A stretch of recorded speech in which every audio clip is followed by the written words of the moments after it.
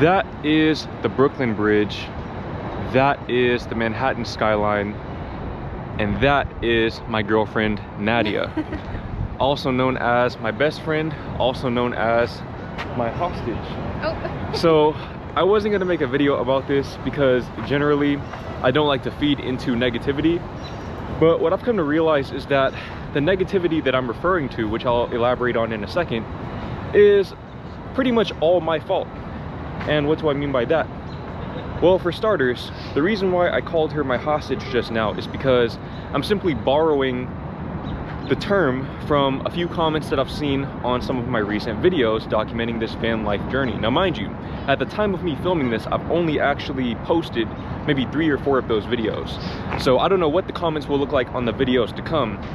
What I do know is that in those 3 or 4 videos, I've seen quite a few comments insinuating the idea that I am essentially holding my girlfriend against her will.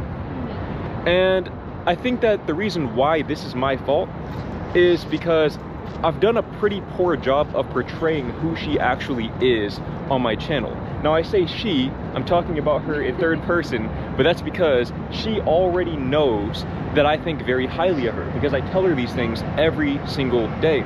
So everything that I'm about to tell you about her, she already knows, because not only do I remind her of these things, but she also actually did them. She was there.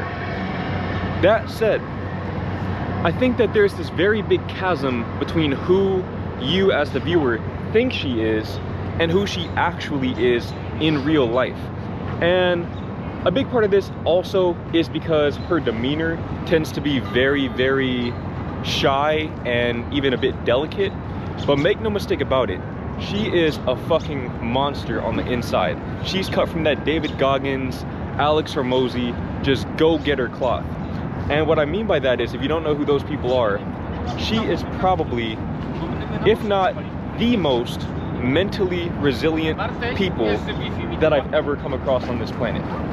And she inspires me every single day. And in this video, I just want to take some time to give her her flowers and really talk about some of the areas and some of the ways in which she's inspired me. Yeah, I know it's wet. I don't care, because this is way more important. She is the first person in her immediate family and maybe even extended family to get a college degree. Am I correct? Yeah, I think so. Definitely in the immediate family, but maybe in the extended family. The first person to get a college degree. Now, is a college degree the best indication of mental resilience and intelligence? Maybe, maybe not, but it's something. I myself dropped out of college after a semester and a half because I wasn't really trying to do all of that stuff. I wanted to pursue a different path.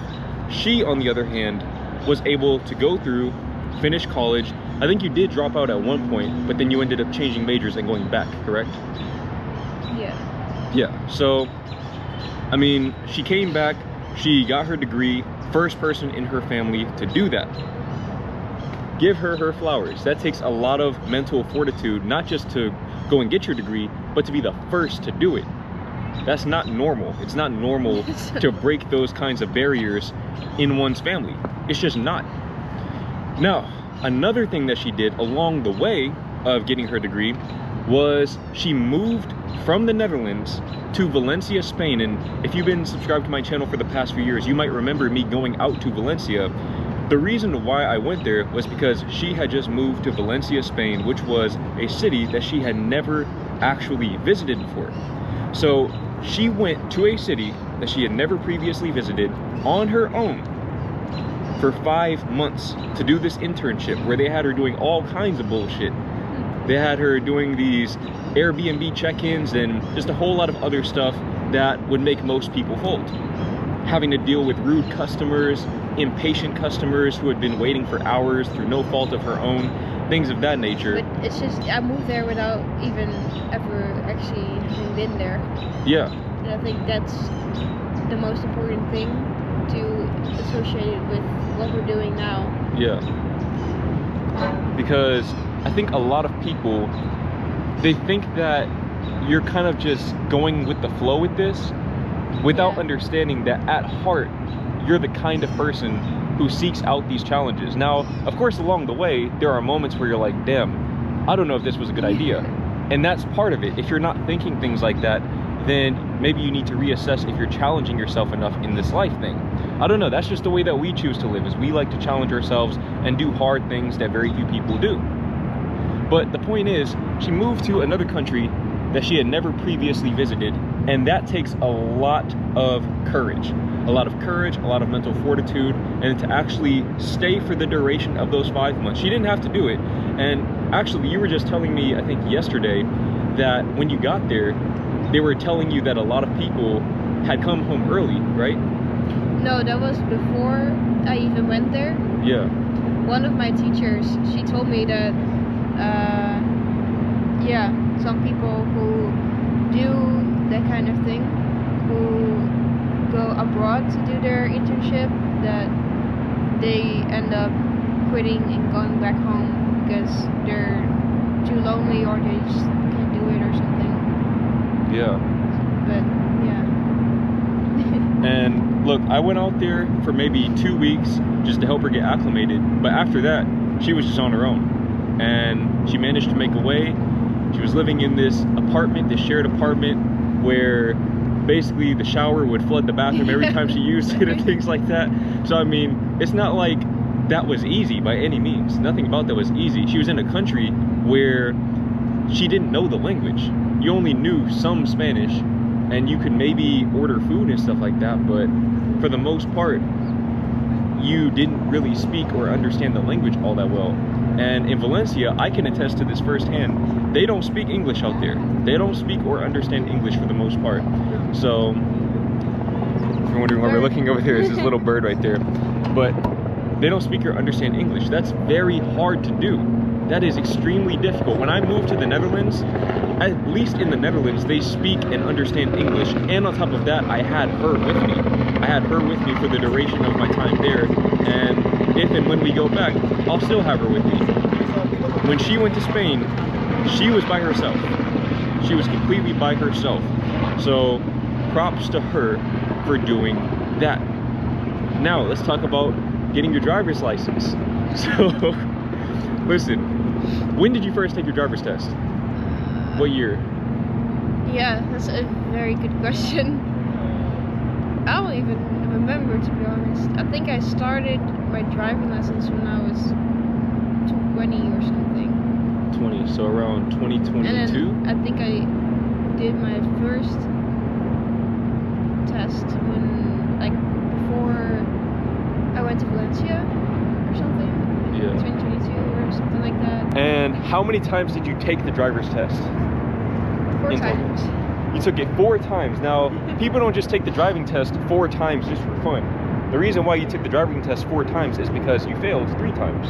Yeah. But you kept going. A lot of people, if they had taken the driving test that many times and failed, they would have come to the conclusion that, hey, maybe driving's just not for me. Maybe I'm just not good enough. And even if you did have doubts along the way, you still really kept coming back. I didn't want to do it. You didn't. I remember having those conversations. But guess what she did? She kept coming back. She kept coming back for more, and you had to pay every single time. You had to pay more money to take the driving test just to fail. Yeah. Multiple times. Yeah, I'm sure it sucked, but you did it. A lot of people would not have done that. I know me personally, after about that second time, especially in the Netherlands where you don't really need a license or a car, after about that second time, I probably would have just quit, honestly. If I'm being completely honest, I didn't even try to get my license when I was out there. So the fact that you continue doing that, I mean, that's honestly props to you.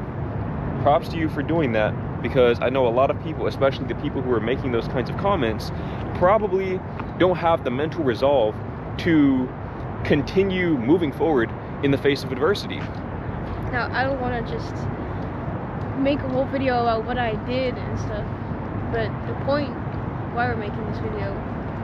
Well, yeah, the point is, she's a very resilient person. She's not just some little girl who doesn't have free will of her own. She's 23. I know she doesn't look like she's 23. She's 23 years old, and ultimately she is, again, not just the most resilient person that I know, but also one of the most intelligent people that I know. A lot of times when we end up in these very difficult situations, especially with this van life thing, she's the one who actually figures out all of those intricate details that allow us to solve the problems. And that's a big part of why we work well together, is that I'm much more of a big picture kind of person, whereas she can hone in on the details. So because of that, we're able to combine our abilities and solve problems very efficiently. But I'm saying this to say that she is not a hostage. No. She is completely operating under her own free will. And look, blink twice if you need help. But we're out here enjoying life. She's the one who wanted to do van life in the first place. And I mean, we have been enjoying ourselves. We've been living life thus far. Yeah, and I want to say I'm not a poor girl or something. Like, just wanted to make this video to just tell the people who have been leaving those comments to not worry or something, and I'm not a little girl. And I can make my own decisions, and I chose to do this. So, yeah. Yeah. And you know what? To be fair, a lot of those people is not even necessarily just mental weakness. Maybe some of those people have trauma. Yeah. Maybe some of those people are projecting their past situations onto our situation without understanding the full scope of our situation and understanding how our relationship dynamic works, and the fact that we are two kind of crazy people, if you think about it. We're really fucking crazy, and that gets us into a lot of bullshit, but it also gets us out of a lot of bullshit. So I'm saying this to say I understand where you're coming from, and I appreciate your concern for her, because hey, I'm every bit as concerned as you are about her, and that's why it's my main priority to keep her safe. But at the same time, we also need to acknowledge that she's not a little girl, and for as much as I make it my mission to protect her, because, well, she's my girlfriend, I also know that she can protect herself. I also know that she is perfectly capable of fending for herself, and that's why I had the confidence to undertake this journey, not just this van life journey, but this life journey with her, because this is somebody who I can truly see a future with. This is somebody who I can build with, because again, we work very, very well together. But I don't know if you have anything else that you want to say specifically, any comments that you saw that maybe rubbed you the wrong way that you just want to address right now, because this is just a whole venting session at this point. Also, you know what, hold on, before you say anything, another example of her resilience: she has counted her calories, tracked her macros, and gotten in the gym 4 to 5 times a week for about a year straight, correct? That takes over a year straight. That takes so much resilience. And she had this specific weight goal that she wanted to hit, and you hit it, correct? Through sheer determination and just persistence. And there were a lot of times actually along the way where maybe we were supposed to work out together and I didn't want to work out, and she would say, hey, let's go work out. And the other way around. Yeah, and the other way around. And maybe I kind of got you in the gym and you got me on the calorie counting thing. Yeah. So again, we work very, very well together. But the point is, this is not somebody who needs saving. This is somebody who is doing the saving. Because believe me when I tell you that even before we started dating, back in the day when we were just texting each other on Snapchat and hadn't even met in person yet, she saved me from myself many, many times. So just want to throw that context out there. But if you have anything else that you want to say, I know that people were saying that maybe your parents would be concerned or whatever, and maybe they are, but at the same time, I think that some of these things people could maybe use a little more context directly from the horse's mouth. Yeah, I mean, my parents are just very proud of me, and as they should be. I mean, every parent is concerned about their child's safety, but it will be like that no matter where they are. It's like, yeah, it's like you can't just be in your home locked up all your life, and life just brings challenges and risks with it, but it doesn't mean you shouldn't do anything.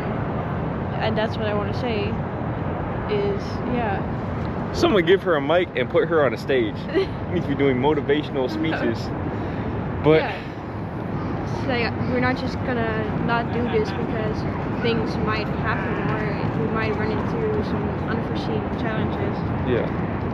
It's like it could happen anytime, so we're just gonna take this time to explore. Exactly. And the unforeseen challenges, that's the fun part. Those are the stories that we're gonna tell. That's how you grow. Exactly. 100%. When we have kids, if we have kids in the future, we don't know how that's gonna play out or whatever, because hey, we still want to be able to travel and stuff. But if we do have kids, we're gonna tell them and show them the story about how I locked that key in that van at that rest stop in Mississippi. We're gonna talk about these things, how we had to figure out how to change the coolant on the fly with the help of ChatGPT. Yeah. So, I mean, those unforeseen challenges, those are what make this trip, not just this van life trip, but this life trip, worthwhile. It's overcoming those challenges. But any other parting words from the hostage herself? The hostage. It's just so crazy. Yeah, some people were making it seem like I can't make decisions of my own or something, or yeah, it's like I'm choosing to do this, so that's what I want to say. And if you still want to leave those comments, then by all means do that. But yeah, now we said what we wanted to say, and yeah, if you still feel the need to do that, then that's on you basically. Yep.